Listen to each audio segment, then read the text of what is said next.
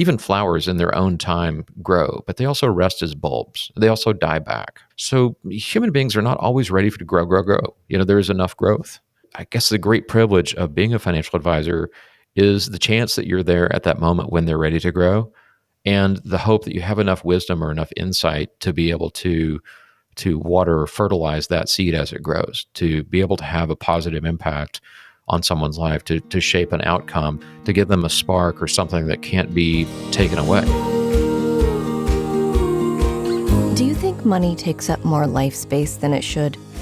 On this show, we discuss with and share stories from artists, authors, entrepreneurs, and advisors about how they mindfully minimize the time and energy spent thinking about money. Join your host, Jonathan Dio, and learn how to put money in its place and get more out of life.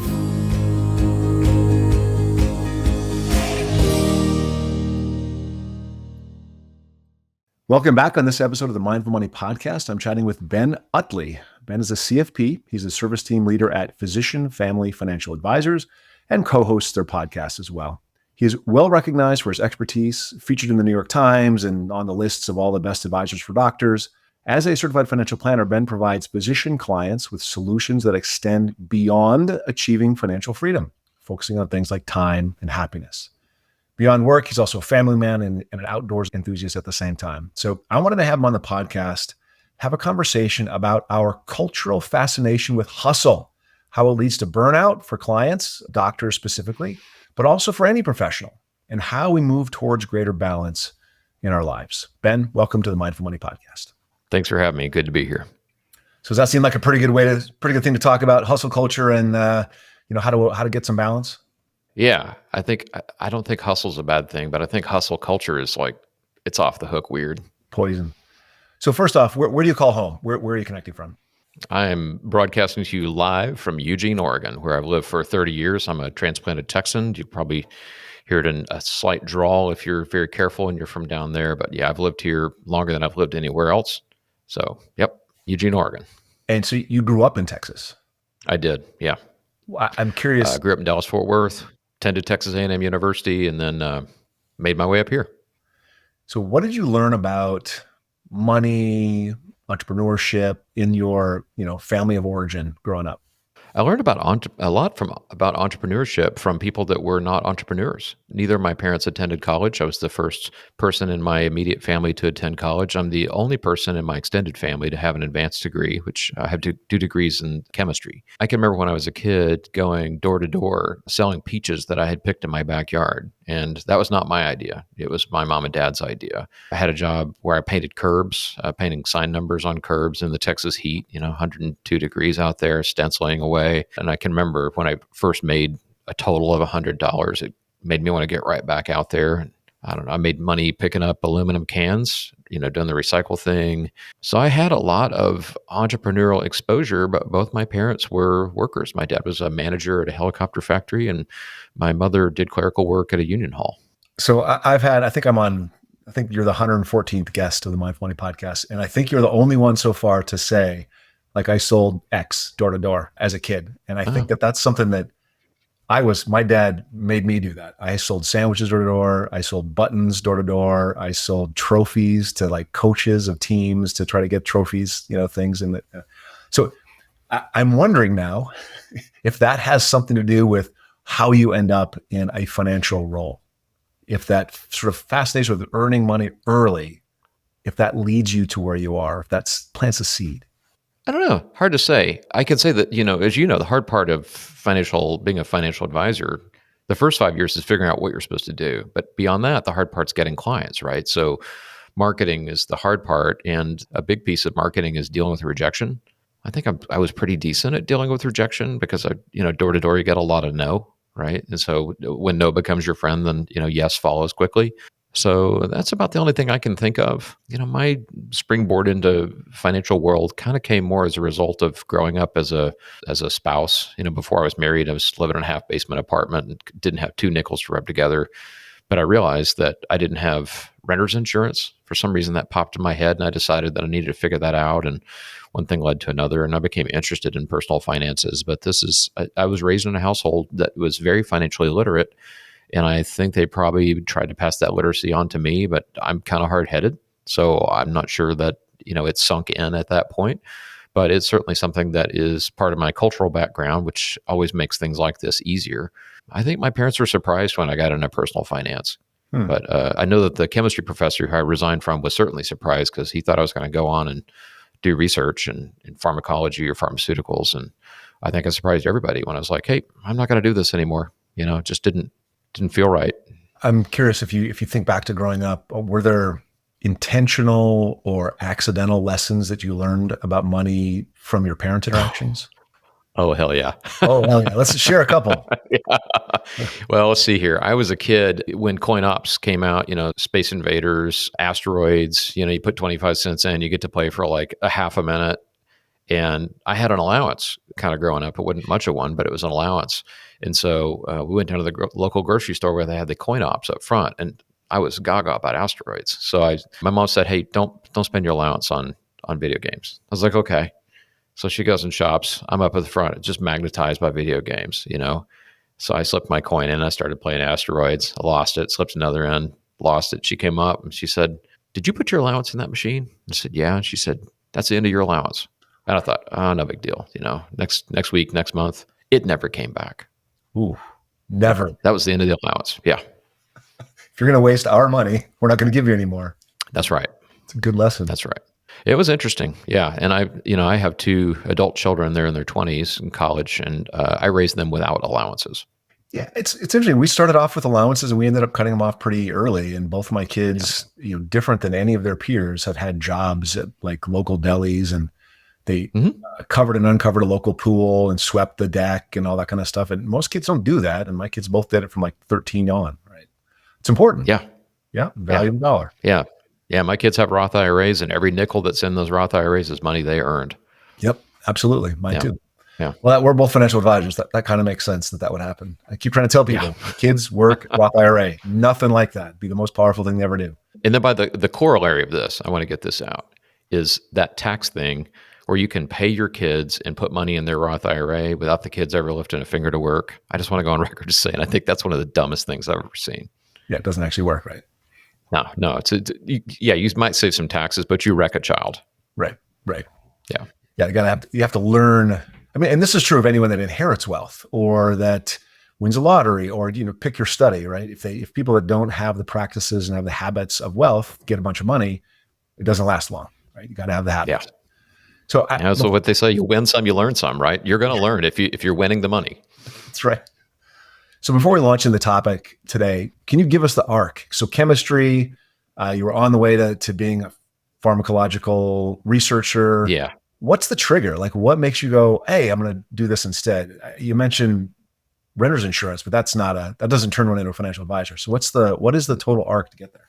Yeah. Somehow I got a book on personal finance from, I don't know, Barnes and Noble back when we had bookstores, and I got interested in it. And I had a professor that was a research guy, and he had money. He was known to have money because he developed a pharmaceutical company. I had sold a car and I had some money left over. Sold the car back to my parents, and they bought the car for me. Terrible, right? But I had some money left over, and I was like, I think I'm going to invest this. So I go to my prof and I'm like, hey, I want to invest in your pharmaceutical company, which was a startup with no earnings, right? So that wouldn't have been cool. Not even publicly traded. And he said, no, you need to go down to Schwab, get yourself an index fund. I was like, I don't know what that is. That doesn't sound cool. I want to buy a pharmaceutical company. He said, what should I buy? And he said, get Merck. He said, Bill Clinton just recently came out and said that pharmaceutical companies are bad, and it drove down their stocks and they were cheap. And so I bought, 2 shares of Merck or something like that. I bought some American Cyanamid and I bought some Pfizer. And American Cyanamid got bought out, so they doubled. Merck went up like 20%. I also bought some bank shares that did nothing. It was like magic to me. I mean, it was for the very first time I started reading the newspaper. The entirety of my time in college, we were at war over in the desert. I'd never paid any attention. But when I started owning stocks, I looked at the news every day.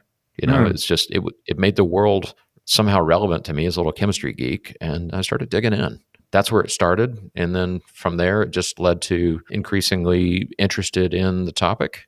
And I think, then I went and volunteered at a consumer credit counseling service. And I met somebody at Waddell and Reed, which is where I got a job for a year. And then I realized that it was all commission selling, which I just hated. I didn't like the way it felt. I didn't like the ethics. I was bad at selling. That's when fee only financial planning was kind of in its infancy. And I joined NAPFA. I did the 1% thing. I did that for, probably about 10 years or so, until one day I had a client that was paying me about $50,000 a year. And I thought, this is great for me, but it's really stupid for them. I just can't do it anymore. And then I gradually transitioned my firm to where people pay a super reasonable level monthly fee. And that's where we're at today. We serve north of about 160 households, more than 200 medical doctors in, 30 or 40 states. There's 5 of us, myself included. And yeah, and some people are like, well, why do you serve doctors? I'm like, there's 700,000 of you. There's only 4 of us. Like, why would I go anywhere else? So I'm curious That's the art.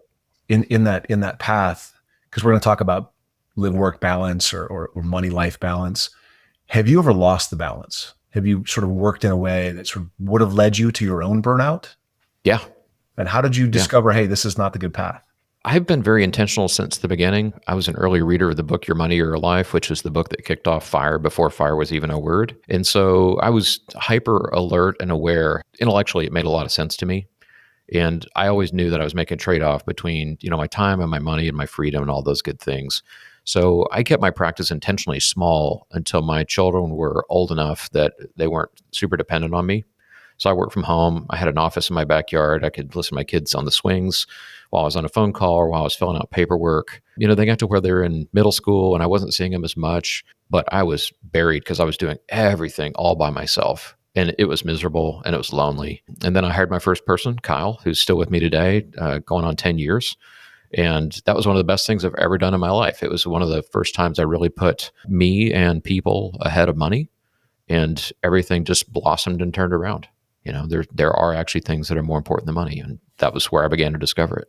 It's interesting. I have a very similar, I did it in my basement apartment, did it all myself, all the paperwork, all the marketing, all the everything. It was just really, really tough. Mm-hmm. And then I had a coach who said, you know what, Jonathan, you need to bring someone in that can handle some of these things and just take it off your plate. Oh, but the salary I can't pay, oh my God, that is terrible. Yeah, right. I made way less money the next year, but the very next year I made way more money. It's like an investment in the future. I think most people don't get that. You give someone else their entry level job and for the benefit of more time and more balance. Pretty impressive. I think that, hiring people and employing people it's magic. I remember the first time I did it, we had a nanny, which was, it wasn't a release for me because I was still working at home. It was really to relieve my wife. But there was a day and I needed to shred some papers. And I was doing everything myself. And I just asked that nanny, it's like, do you think you could shred these papers while my daughter naps? And she's like, yeah, I can do that. And I worked for an entire hour while I heard the paper shredder going. I was like, man, this is magic. Yes. Where's this been my whole life, right? Yep. But up to that point, I didn't value my time. And I think that's the thing that you really have to get in order to employ someone, whether it's somebody to mow your yard or do your taxes, or you're literally employing, help, whether you're leveraging someone or you're simply just buying back your time. I think valuing your time is the key to understanding how to trade money for freedom. Totally. So that's a perfect segue. I have, let's dig in. I have been stupidly a proud workaholic most of my life. I come by it honestly, my dad was, his dad was, the old Protestant work ethic. You read some of the bio, some of the Lutheran background, right? This was hard coded in my DNA, but for the last 3 years, I've been pushing back on it myself. So the first question I have is, what is burnout? What is it? Well, I actually heard this defined by the guy who came up with the word burnout. He was working in the TL, the Tenderloin in San Francisco. He's working with drug addicts. And basically burnout is where you get as high as you can and you're constantly seeking out that next thrill, that next slightly greater endorphin hit. It's the thing that drives some people to overdose, right? I mean, if you hear that people are dying, then that's the ultimate thrill because it pushes people right up to the edge. Mm-hmm. That's where the word burnout came from. It came from drug addiction. And I guess maybe I'm getting philosophical. I mean, money can be like a drug. For many people, there can be no such thing as enough. Because money is an easy number to measure, people get locked in on the idea of getting more, even if it's a little bit more, and even if they're giving a lot more to get it. That's what I see as the whole story of burnout. So you work with a lot of people, and this becomes part of that baseline conversation. How do you identify the signs? Like, how does somebody know if they're approaching or on the path that will lead to burnout? I think at the root of your question is an assumption that burnout and workaholism go hand in hand. Hmm. And I don't know that workaholics burn out. Maybe they do, but there are people that are burning out that are not choosing to burn out, right? Whereas a workaholic, they get something out of that. There's some kind of payoff. So I think you have to tease those things out first. But once a year, I sit down with my clients and I ask two questions always at the annual progress check. I say, "How's your family? How are your kids doing? How are you doing? How's your wife doing?" They're like, "Fine." I'm like, "That doesn't sound fine." We really drill down, like, what's happening with your children? What's happening in your home life? And the second question is, how are things at work? And they say, "Oh, they're great. I really enjoy working." Or, "Gosh, I just don't know if I can do this much longer." And I don't know if I can do this much longer is the beginning of burnout. And I say, "Well, when you say this, what do you mean? Like, what is it that you can't do anymore? Tell me specifically, as if I'm a fly on the wall and I'm observing your daily life. What am I seeing?" "Well, you're seeing people throwing clipboards at me in the ER. You're seeing me, stuck in traffic for an hour and a half a day, trying to drive 20 miles. You're seeing me defending against lawsuits. You're seeing me getting home around, 10 o'clock at night and spending 3 hours dictating notes and getting up at 6 o'clock next morning, not seeing my kids and doing it again." That's what burnout looks like, right? And there are other signs of burnout that aren't quite as severe, because I think burnout is a personal thing. I think everyone has their own battery, their own capacity to work. Some people have huge batteries and huge reserves, and other people have tiny batteries. And burnout is relevant or relative to how much energy that person has.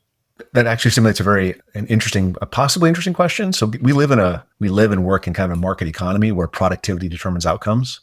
Like our financial outcomes are largely determined by what we produce and put out in the world. How can we mindfully structure a career to fit into that greater context of our lives instead of letting the career take over, knowing that we're in a market economy and our productivity determines outcomes? I would say it is by becoming aware of how much is enough for you as a person. And everyone has a different level of enough.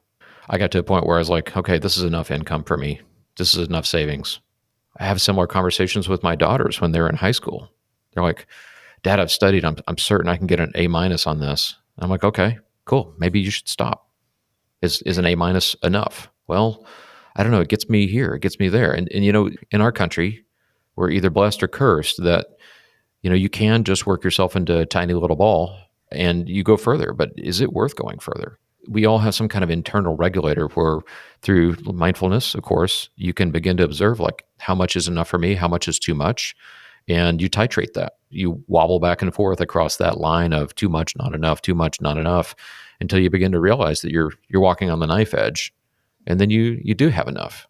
And then things change in life, and maybe that's not enough, or maybe it's too much. It's a constant balancing act. And I don't want to give listeners the perception that, it's a teeter-totter with the fulcrum dead center 50-50 on. That's not balance. I mean, you may have a long teeter-totter and the fulcrum might be right under your butt. So balance is different for everyone. But I think the thing that causes you to have balance is understanding how much is not enough and how much is too much.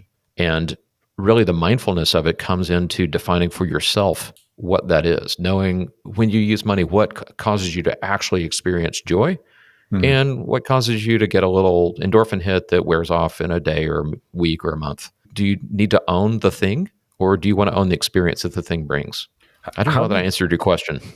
No, I think there is I think you did in a way, because it whether or not we do live in a market economy, but you got to know what you want your outcomes to be. And if you want your outcomes to be, and you have the battery and the threshold and the ability to work, and you want big financial outcomes, good for you. But if you don't have that battery, if you don't have that threshold, if you don't have that ability, then know yourself, know what your trade-offs are, understand what's important, what's enough in family, in money, in all the different categories for you, and balance it. I would argue that when we are born, when we come out of the chute, that we all have a barometer for how much is enough.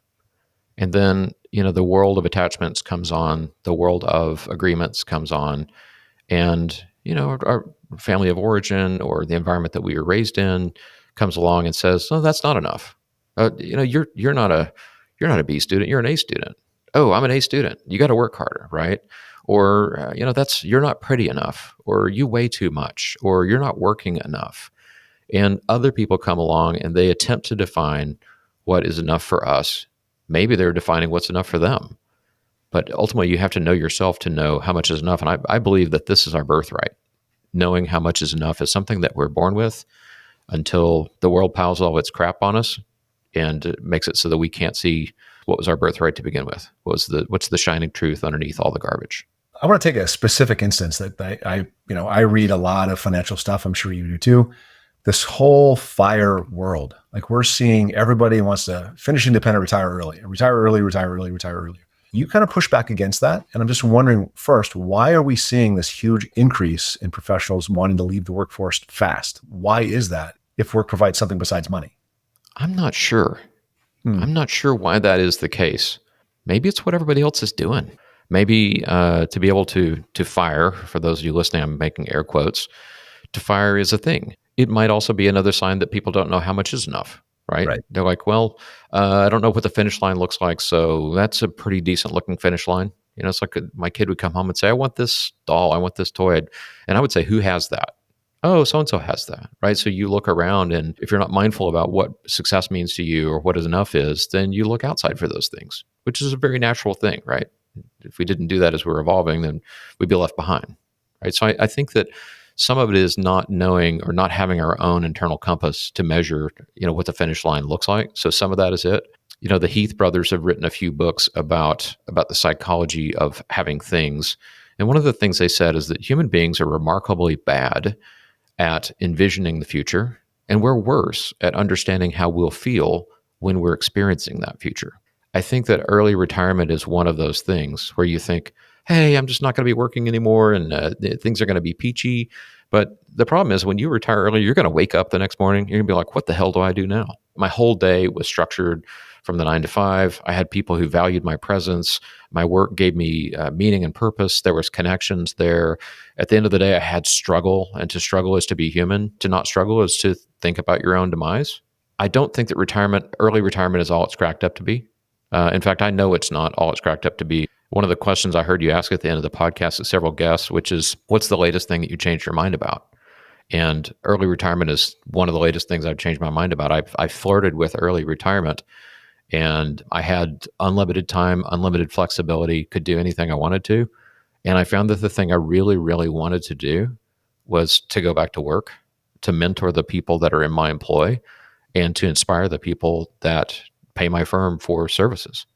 That was the thing that I'm really good at. It's my core competency. It's just the thing that I love to do. And, fortunately, I'm in an industry where, I could work until I don't have the cognitive capacity to work anymore. It's like being a psychiatrist. You can work until you're 80. I have a retirement plan, but I don't have a plan to retire.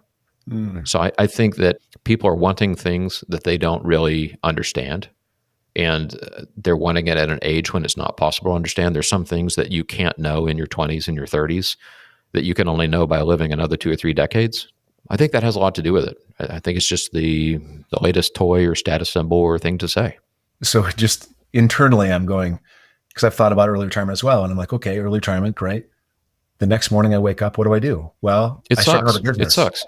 Early retirement sucks. Yeah, I can't imagine it. But that stimulates, how do you live? Like you've talked about or written about the idea of career longevity instead. So if you're not going to retire early and you're going to embrace a longer career, what has to change in how you work to make that enjoyable, to make that possible? You just have to get clear on what you're good at and what the market wants and try to line those two things up. It may not be showing up in the OR, standing there for, another 10 or 12 hours. There's other ways for physicians to work. There's other ways for everyone to work. It may be that you become self-employed, like earnestly self-employed, as opposed to some kind of side hustle where you're trying to make an extra $500 a month. It may be as simple as changing jobs, right? There's a saying that employees don't leave companies, they leave managers. If you're listening to this podcast and you hate your job, it's probably because you have a shitty manager. Yep. Yeah. And so you change managers, or you do that same kind of work at a different company where the culture is entirely different. And there's so many work from home opportunities nowadays. There's so many places you don't have to go in. People are more geographically mobile than they've ever been before. So it's a little bit like the boiling frog. It starts off as a decent job and it kind of gets worse and worse and worse. And one day you realize you're about to smoke. It's hard to realize that you're in that pot of boiling water And I think it's just a matter of self-reflection and realizing I'm miserable here. My family sees that I'm miserable. I've gained weight. I can't sleep. I'm having to go to the doctor too many times. It's recognizing that the environment that you're in is toxic and taking note of that. And then also having enough margin, enough extra income, enough emergency funds, enough savings, enough flexibility in your life to be able to turn your ship and go a different direction. I get nervous if I run out of margin. I get nervous if I'm in a situation where it's a bind, because that means I can't rotate or change or go a different direction. And I think that's key. Having an awareness of your resources as well as, how you feel about your work at the end of the day. And I guess I come to that through journaling and a little bit of meditation. So journaling is very powerful. And if you go back and read your journal entries from last year and year before last, you can see how things have changed. And of course, there's also coaching and counseling and mentors. I was going to ask you what some of your practices were, but it sounds like you meditate on a regular basis, you journal. Is there anything that you read or that you listen to on a regular basis that helps, feed this idea that I need to stay true, I need to reflect on, I need to really think about what enough is for me? I've been practicing this for so long that I'm kind of on autopilot. Maybe you know who the person is. He's wrote like 365 Days of Stoicism. He's up in New York and he's like a practicing Stoic, and he's got a Stoic podcast and all that stuff. So, there are daily meditations like that for people who have faith. There's faith-based guidance. I think that some of the religions handle these kind of things. There's Buddhist teachings that you can pick up. I think it's just somehow becoming mindful. And I think that walk is different for everyone. But, if you're interested in mindfulness, find a podcast that's about mindfulness, right? Listen to things every day. It's like begin to bring into your circle the things that you want to have. Just bring them in, dip into it, ask around, how did you get to where you're at? Observe people who have what you want, see if it makes them happy. I'm kind of on the other side of that, to the point that I wouldn't really know how to get back if I was lost. Yeah. You used the word titrate, 5 minutes ago. And that's a word that I didn't know until halfway through this mindfulness meditation training program I'm part of. I'm curious if you're part of the same program, or if that's from your chemistry background, which I think it's really a chemistry term first. Yeah, it's from my chemistry background, medical lexicon. Yeah, and titrate means to, at least the way I remember it, is to add in small increments until a certain outcome is achieved. And I would say for non-scientists, it's the salt in the soup. You add a little salt, and you add a little salt. You're titrating in salt until the soup tastes just right? Because you put too much salt in, you can't take it back out. So that's titration. Yeah. This idea of, in meditation, that the idea of titration is you add a little bit of the difficult, you focus on your breath, focus on your breath, focus on your breath. And then maybe you bring up a topic that's hard to deal with. So you titrate a little bit of that. And I learned this when I was dealing with my grief from the loss of my brother. I couldn't just think about it. It just would be overwhelming. So there's titration. There's also pendulation, where you shift between the good and the bad. You have a little safe spot, like a base, and then you go to the hard and you come back, right? So titration, pendulation is part of it. But this, I was just curious, because the way you're talking about mindfulness, the industry you're in, I think that most of our listeners are going to hear a lot of, we rhyme, like the things that we say rhyme. And I think it's fantastic. I love your demeanor. I love just sitting here chatting with you, the way you present all these things. I'm wondering if you sort of provide some kind of guidance to people as they're beginning their work with you, to really help them figure out what enough is for them, not just a financial plan, but in all these different topics. I think that the average physician, or the preponderance of physicians, have no idea how much is enough. In order to become a physician, you basically just have to be the best at everything you touch and keep touching things. So nowhere in there is enough. If at one point or another enough was actually enough, they probably wouldn't have become physicians. People come to us, in my firm, probably you too, thinking I want an investment or I got a tax problem, right? That's what they come for. So they get a financial plan and they get some exchange traded funds, right? And that works for a while. But what I find is if I stick around in their lives long enough, something happens and I get the opportunity actually to serve, to do the thing that's really in my core competency, which is to use this learning and the skills that I've used to shape my outlook and my world and bring that to their world. I've thought to bottle that up, but it's just not how I work. It's almost too much work for me. It would turn something that is a life walk into a for-profit thing. And not that profit is bad, but for me, it's like a meta skill. It's not the thing that I'm selling. It's the way to get to the place that I'm talking to people about. I guess the answer is no. I'm sure there's room for that out there. And it's probably free, given how Buddhist and Stoic practitioners are, and people of faith, Christianity, Muslim, they're giving it away, right? And Yeah. oftentimes things that are given away have no perceived value because they're free. But it's only yours to be thirsty and then to bend down and drink. I actually love having advisors on the spot, and this sort of leads right into this. I love having advisors on the podcast because I love to ask a very specific question. What is a financial advisor's real circle of competence? And in other words, clients think that they benefit from us because of XYZ. I think you just said it. They come in, they get a basket of ETFs, and they get a financial plan. But that's not really the benefit. They're going to get that from any advisor they work with. So what is the real circle of competence you bring in a client relationship? Helping people see what is worth exchanging their condensed life energy for. By condensed life energy, I mean money, right? So you trade your life energy, your time, your health for money. And there's so many things that we can use money for. And some of those things, quite frankly, are just not worth the money. They're not worth anything. They're not worth having. They don't bring joy. They don't bring results. They don't bring betterment for society. Some things that they bring are unhealthy. But on a good day, and I would say maybe I have a good day about once every 30 days, I get to plant the seed that this thing you're looking at is actually worth having. Please go get that. And this other thing is simply not worth having.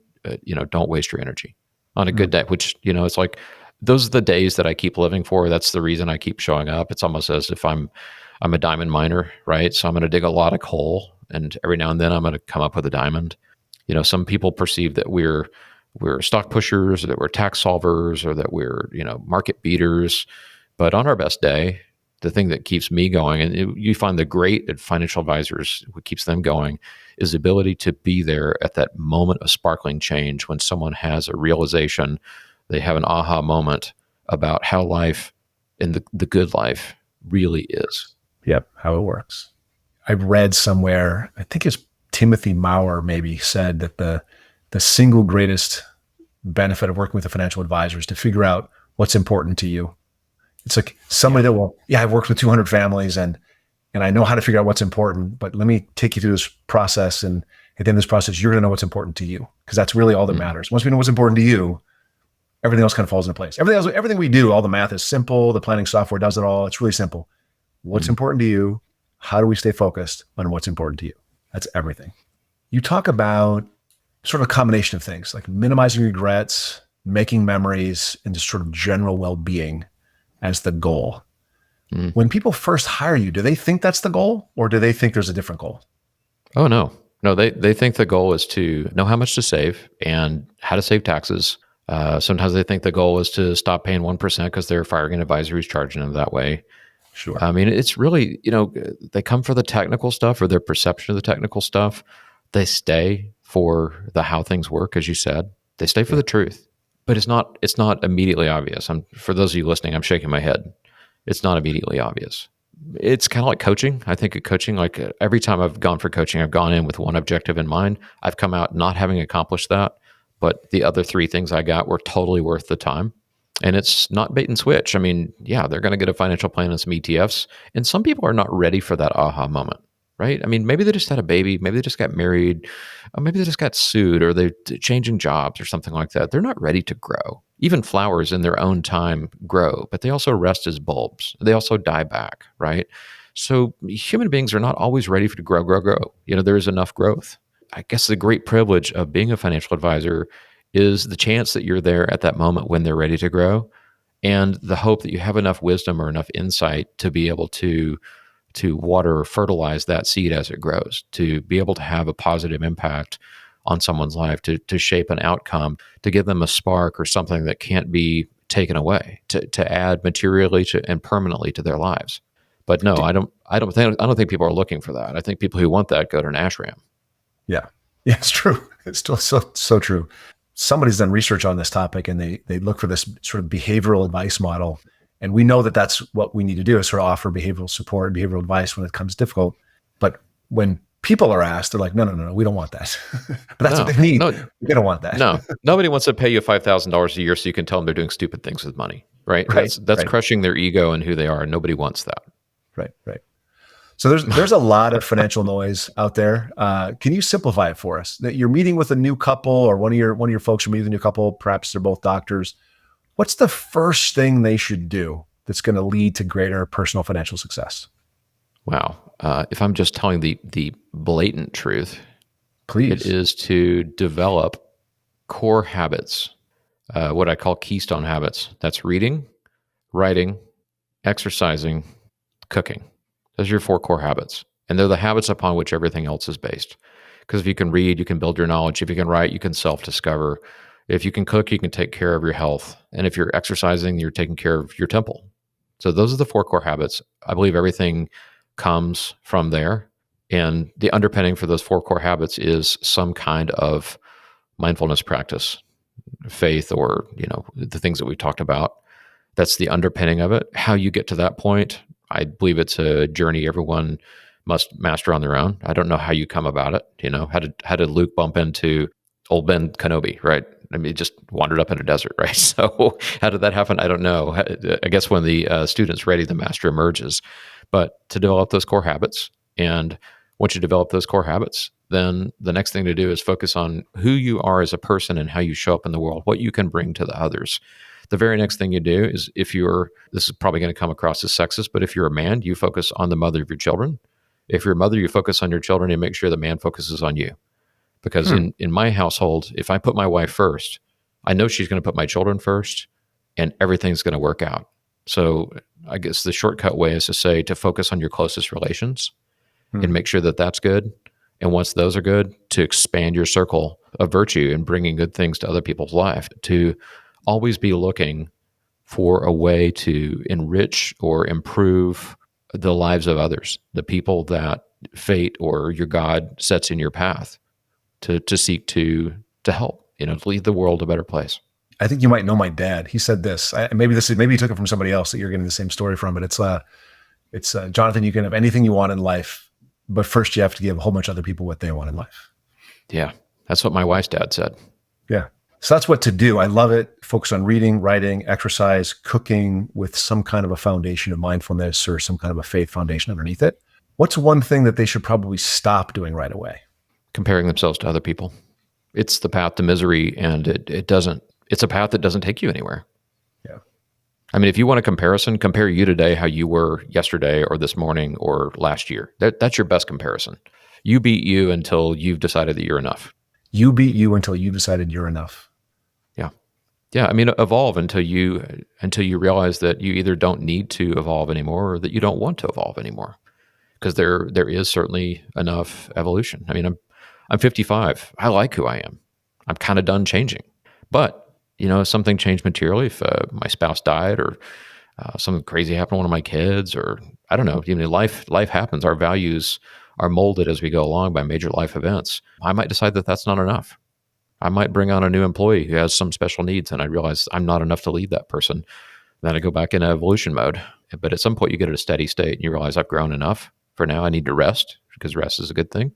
As you know, you've listened to a few podcasts. I like to wrap up with something personal. So the first thing I want to ask is there anything that you think is important about your person or your character that maybe you've told people, maybe they've forgotten, but that you think is really important for them to know about you? It's not about me. As a general statement, or yeah, it's not about me. It's not about me. Personally, it's not about me. I mean, the way I show up in people's lives, I'm there to serve, and the impact is I'm doing it because it seems like the right thing to do. I'm not doing it because I'm looking for fame or profit. I mean, it'll be clear if it's profit because there's an engagement letter, right? But when I serve people, I'm serving because of them. It's because I want good things in their life. So I guess maybe in that regard, it is for me, because it feels good and I'm getting endorphins from it, but the world's not about me. And I think that if more of us believed that, then it would probably be a better world. And then if you could get the truth about any single question in your life or future, all you had to do is ask. I won't be able to answer it, but what would you ask? Yeah. I don't think I'd want to know, honestly. Yeah, I think just being in the present is enough. I don't think I'd want to know the answer to that question. Great. Yeah. How do people connect with you? I'm dodging the question, but yeah, I really don't want to know. Good. How do people connect with you? Yeah, so you can reach out to us at physicianfamily.com. You can follow us on Apple, Spotify, anywhere else you get your podcasts. It's the Physician Family Financial Advisors podcast. If you're listening and you're thinking about becoming a client, we're open for business. We're looking specifically for attending medical doctors and DOs who have children.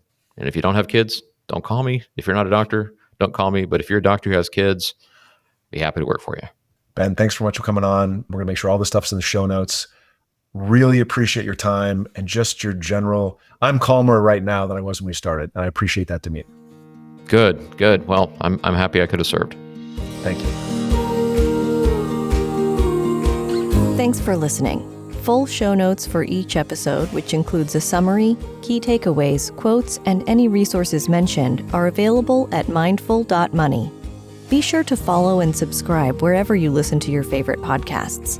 And if you're enjoying the content and getting value from these episodes, please leave us a rating and review at ratethispodcast.com/mindfulmoney. We'll be sure to read those out on future episodes.